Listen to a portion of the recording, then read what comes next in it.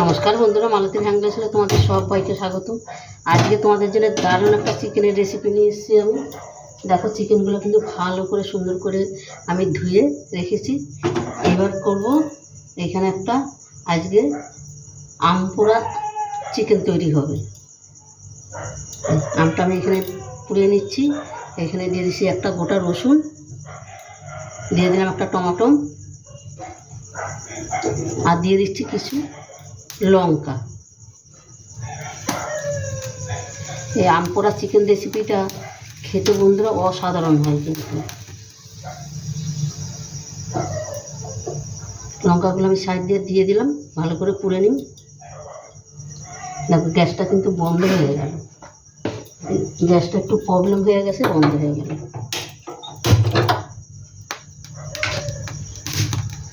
লঙ্কাগুলো খুব একটা পোড়াবো না, একটু হালকা হালকা দাগ আসলে এটাকে তুলে দেবো। দেখো, হালকা হালকা দাগ এসে গেছে। এই লঙ্কাগুলোকে আমি তুলে দিলাম। এই যে, এগুলো আর বেশি পোড়াবো না।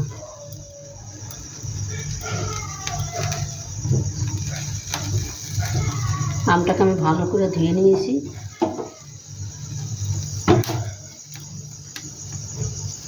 লঙ্কাগুলো পোড়ানো কিন্তু হয়ে গেল। এবার রসুনটা আর টমাটোটা আর আমটা পরিয়ে নিই। এই আম পোড়া চিকেনটা বন্ধুরা অসাধারণ হয় কিন্তু খেতে। অন্তপক্ষে এইভাবে তৈরি করে খেয়ে দেখবে, দারুণ দারুণ লাগে কিন্তু।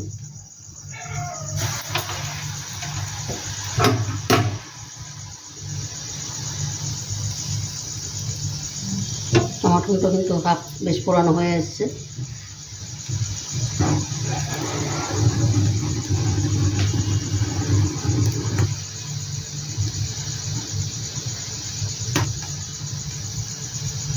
এটাকে আমি ভালো করে একটা মিক্সিতে আমি ইস্যু করে নেব। মিক্সিতে পুরো পেস্টটা তৈরি করে নেব।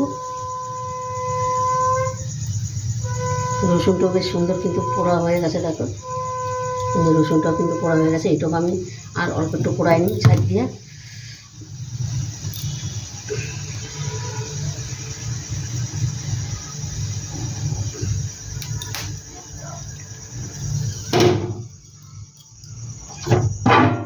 পুড়েই গেল। আমটাও কিন্তু বেশ সুন্দর নরম হয়ে গেছে।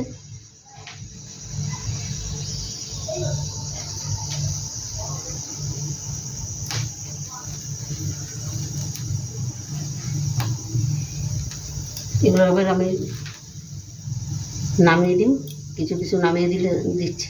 রসুনটা কিন্তু তুলে নিলাম।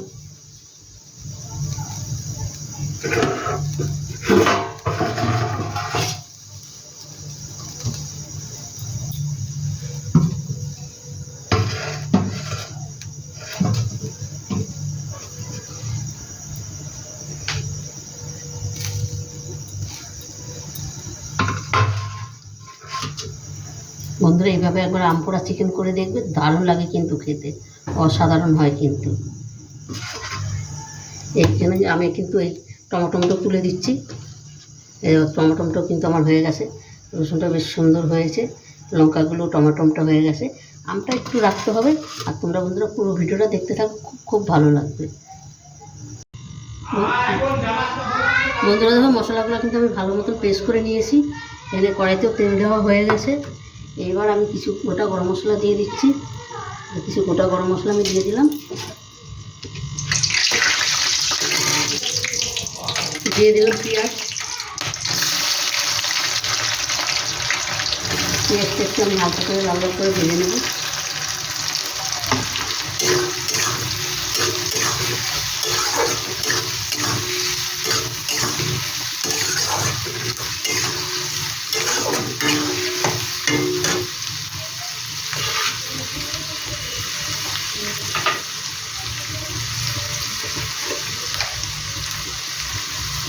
এখানে একটু লবণ দিয়ে দিলাম, তাহলে পেঁয়াজটা ভালো তাড়াতাড়ি ভাজা হয়ে যাবে, নরম হয়ে যাবে তাড়াতাড়ি।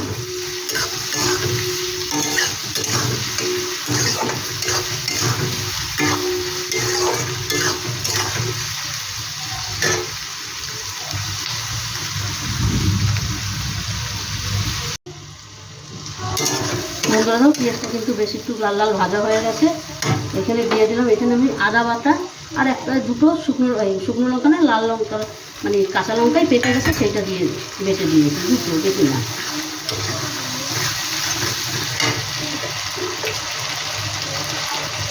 এক চামচ জিরার গুঁড়ো দিয়ে দিচ্ছি, এক চামচ ধনিয়ার গুঁড়ো দিয়ে দিলাম,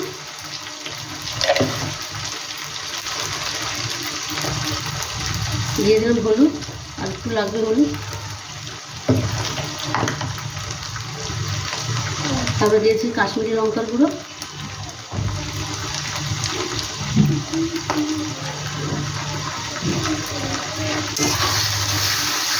আর ওই ভাজা মশলাটা কিন্তু আমি একটু বাদে দেবো। এটা একটু হালকা ভাজা হলে মশলা দেবো, না একদম মামুন। আচ্ছা মামুনকে আমি যাচ্ছি। এবার দেখো আমি চিকেনগুলো আমি দিয়ে দিচ্ছি। কারেন্ট খাবি কিন্তু, সরে যা কারেন্ট খাবি। দেখো কি দুষ্টামি করছি আমি, যারা মামুনকে ডাকছি।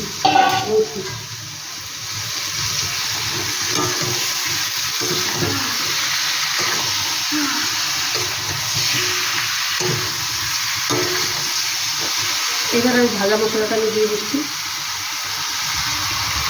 ভাজা মশলা কি ওই আম পোড়া চিকেন, সেই আম পোড়াটা দিয়ে দিলাম, টমেটো পোড়াটা দিয়ে দিলাম, কাঁচা লঙ্কা পোড়া দিয়ে দিলাম পেস্ট করে। এবার এটাকে একটু আমি ঢাকা দিয়ে রান্না করবো।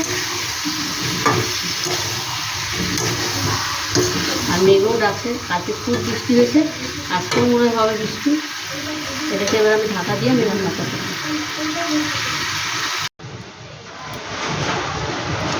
বন্ধুরা দেখো কালারটা কত সুন্দর এসছে, দারুণ এসছে কিন্তু কালারটা। বন্ধুরা তখন কিন্তু আমি লবণটা কম দিয়েছিলাম, ওই আজকে কিন্তু লবণ দিয়ে দিলাম এখানে।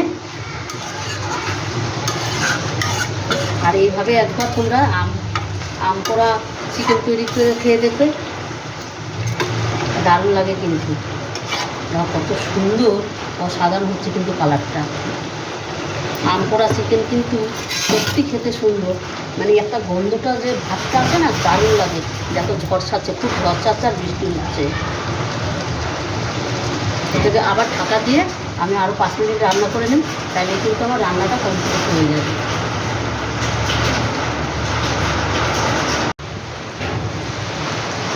দেখো আরও 5 মিনিট কিন্তু আমি ঢাকা দিয়ে রান্না করে নিলাম, আর কত সুন্দর হয়েছে। এটা কিন্তু একদমই পুরো কষা কষা হবে। আর দেখো এটা কিন্তু আমি একটু তো জল দিইনি, জল ছাড়াই কিন্তু এই রান্নাটা তৈরি করলাম। আর রান্নাটা এত সুন্দর হয়েছে, তোমাদের কী বলবো, এই দারুণ একটা গন্ধ এসে।